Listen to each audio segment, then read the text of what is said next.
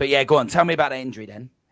So that was in 2019, and I'd done the Dublin Marathon the year before, and I was training for Manchester Marathon, and I was very naive. That's probably the best word to use. I just ran and thought, just whack out these 20-mile runs, 18-mile runs before work, doing them at 5 a.m.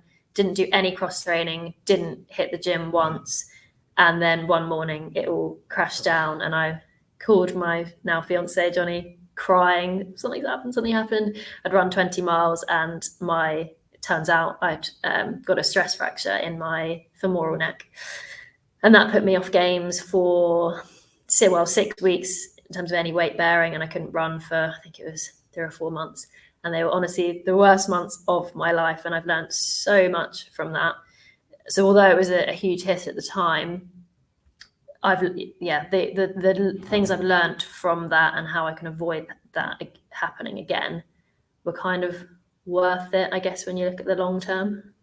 Yeah. So with that, like strength and conditioning and cross training, what are you doing now? Is that an integral part of your plan? Yeah, well, currently I've actually got a coach who's doing my plan which is gearing to my first Ironman in August. So it is very much a mix of the 3 disciplines, well, 4 including the S&C.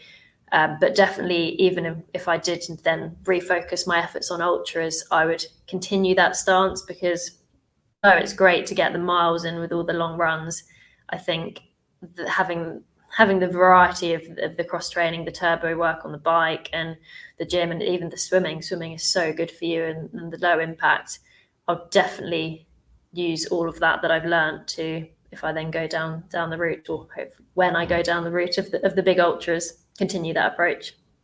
Yeah, no, that's really interesting. That word variability as well is in there. And, I'm one of these typical people, Emily, that my journey to this point has been a bit yo-yo-y. And one of the biggest things is I've never been fitter than when I did my Ironman. And although some would say that was due to the actual volume of training, it was actually, I think, due to doing the gym work and the actual work in the pool as well.